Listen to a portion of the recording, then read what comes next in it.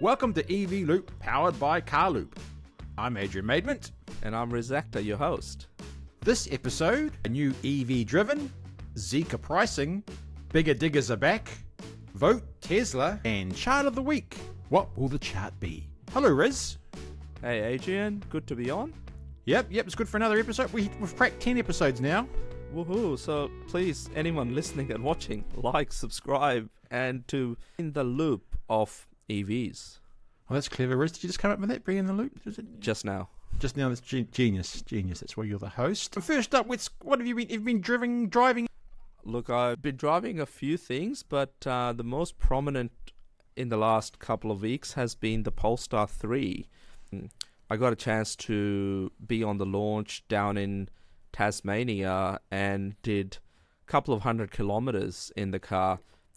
Very impressed by how the car drives, given how it's a large sort of SUV, large luxury SUV, how it sort of handles the roads, the steering feedback, the dynamic sort of driving on curvy roads, does it very, very well. You don't feel the mass of the car.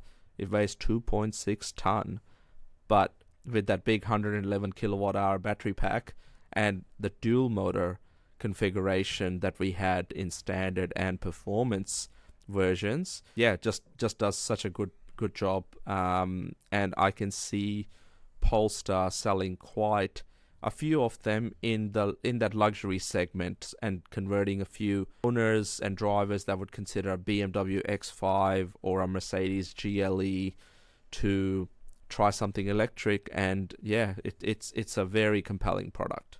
Yeah, I thought it's obviously it's a lot of money, but it does have that premium feel about it, which you are looking for. You're not wondering where's the money gone, kind of thing. And they've got a pretty of a focus on the sustainability front as well. So, people that are conscious of that, these cars are not going to be driven on racetracks. They'll be driven around wealthier parts of Australia and New Zealand, mainly inner suburbs. So, replacing Range Rovers, I think this car can. Okay, anything else you've been driving in? Had a chance to test drive and be a passenger in an Xpeng G6 in the last week or so. Can't wait for the pricing of that car to come out, which hopefully will be, by the time this episode goes up, it might be up. So, it's quite a compelling car in terms of an electric SUV. Let's see if they can price it right, and how it will then compete with some of the other new entrants, such as Zeekr X, that we might touch on soon. I think we'll touch on it right now, since we're talking pricing. Zeekr pricing is out. Yeah, so Zeekr X, which is the first product electric SUV, sort of a smallish SUV in the market, starting at 56,900 for the single motor version, and that bumps up to 64,900 before on-roads for the top spec dual motor version as well. The dual motor version, 0 to 100 in under 4 seconds. Looks pretty good in person. Also, premium materials being used. I think slightly more premium than the Volvo EX30 as well. But if you're in the market for them, worth test driving both. So pretty good price. And there's a special on if you place an order before the end of October, you are likely to receive 1 year worth of free DC charging, as well as the supply and installation of an AC charger at your home. So I see a fair few new brands starting to do that as well, which is a good thing. So it gives new buyers a bit of assurance when they're buying electric car for the first time. So do you think that pricing sort of feels about right? I think so. It's lower than what was expected. At the pre-launch a couple of weeks ago in Sydney, they mentioned the entry-level model will be under 59,000. So it's come quite a bit under that. And the dual motor was going to be under 69,000. So it's come quite a bit under that as well.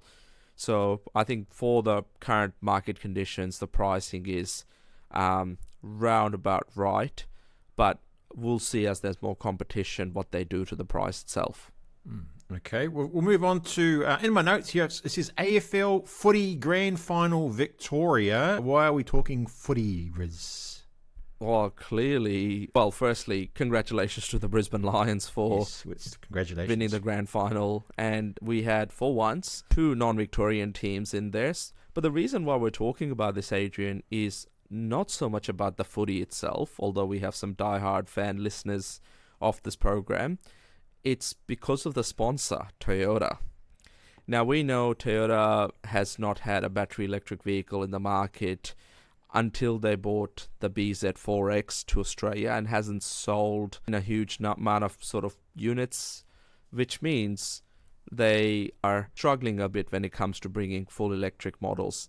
Now, why I thought it'd be interesting to talk about this, apart from the fact that we've just had the grand final, is Toyota's the main sponsor for AFL. And at the grand final sort of post-game ceremony, they had a couple of Hiluxes there on show, and they're starting to talk a lot about sort of cleaner. I think with the way the market is going, they either have to bring more vehicles that are cleaner and actually cleaner than, Hiluxes and others that are currently not even available as plug-in hybrids. So, Toyota has a bit of work to do. But I think as viewers of sports like the AFL, we have to sort of expect sponsorships to those big leagues by companies that are doing the right thing when it comes to bringing the right amount of electric vehicles into our market, and that's better for our cities as well. So Toyota, if you're listening, try and get a few more electric vehicles into the Australian market, because BZ4X just isn't going to cut it. I guess you could say, like Kia with the tennis, that was a good example, wasn't it? Yeah, that's right. At the Australian Open, Kia had quite a few EV9s, and they used the opportunity to launch that three-row SUV. So, yeah, a bit of a contrast there between, Kia and Toyota sponsoring major leagues, but we need more brands that are going to be bringing in electric vehicles into the market to be part of that race as well. Tesla, it's not our rumours section, it's just a Tesla story. It's about their, you can vote for a Tesla charger. What does that mean, Riz? I can vote for a charger.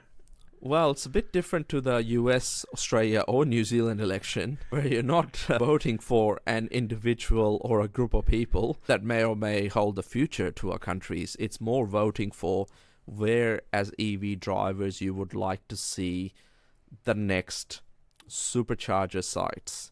So Tesla, for the last couple of years, have started to ask the community, Tesla owners as well as EV drivers, on where they think is a good location for our Tesla Supercharger.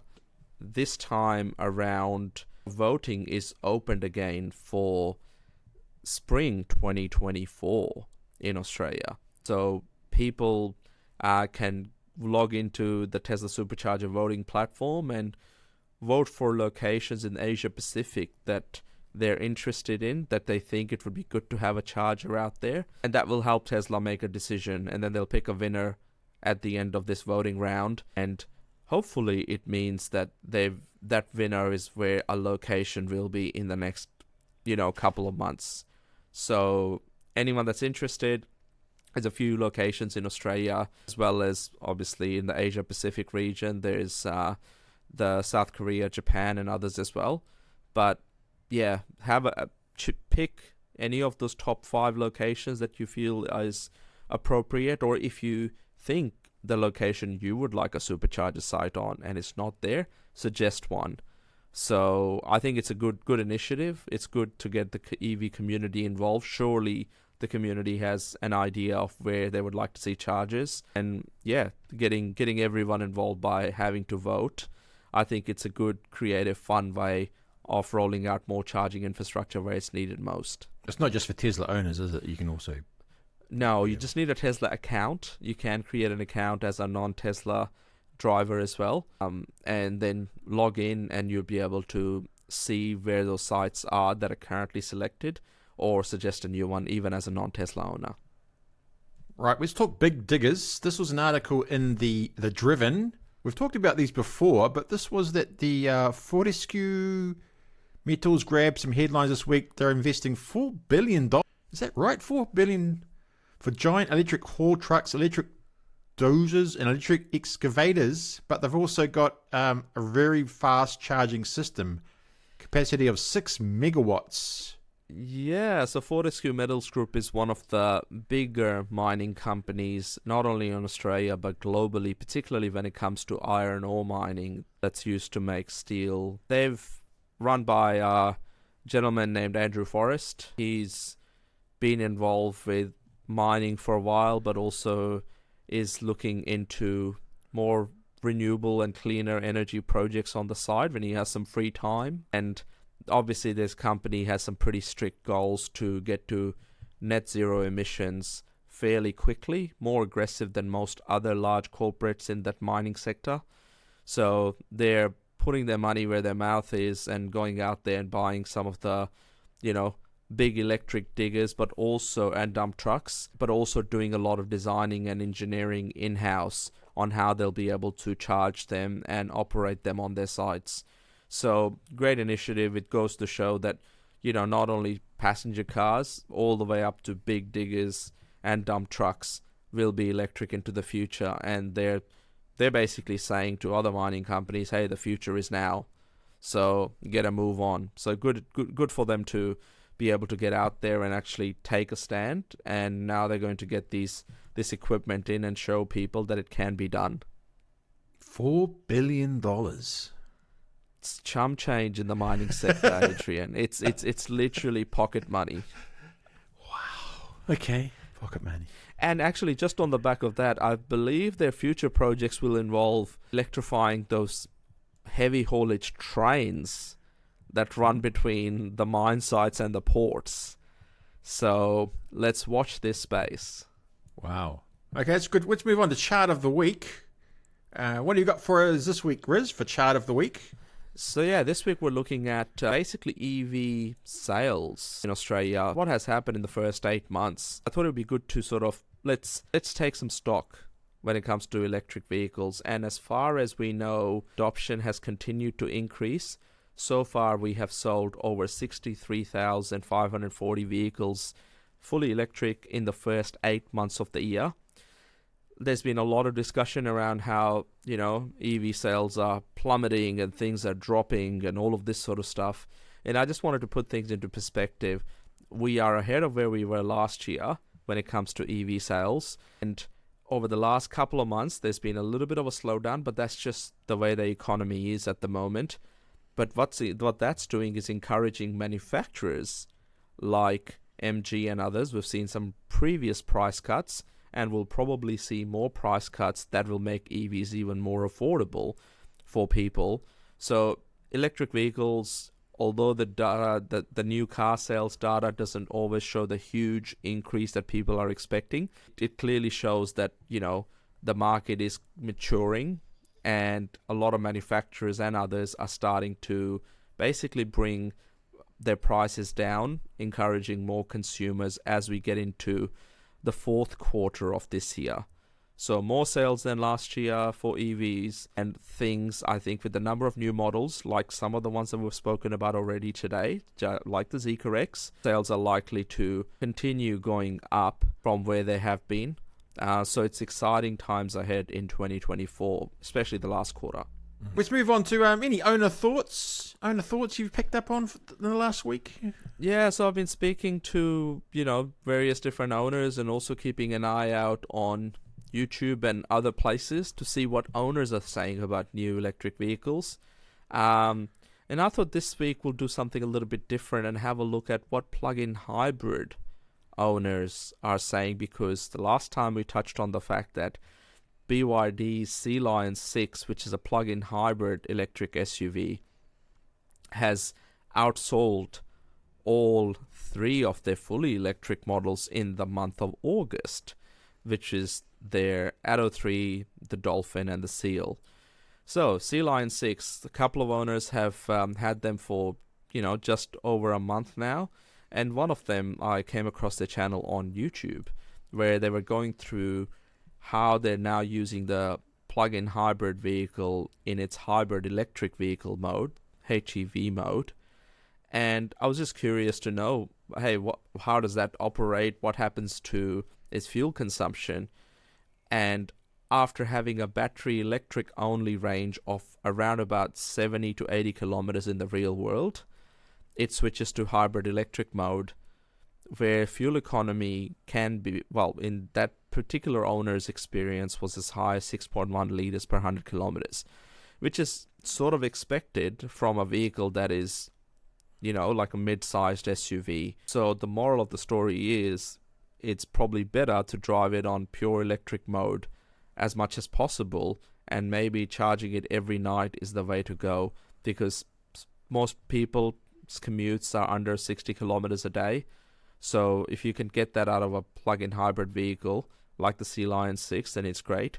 Otherwise, might need a slightly bigger battery to increase that range so that you're not consuming 6 liters every 100 kilometers.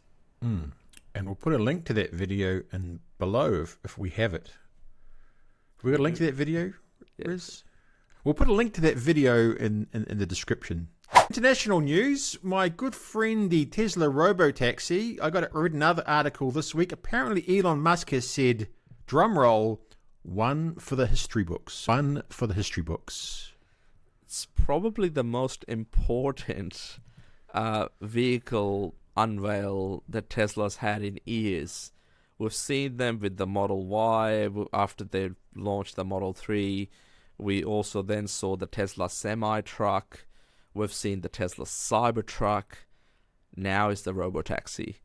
And as Elon Musk famously put last week on his Twitter or X, this one is going to be for the history books. High expectations of this event that's coming up in October, Adrian, but I guess we will find out what this Robotaxi looks like, what it is capable of, potentially driving people around from A to B without having a driver, so an Uber without a driver.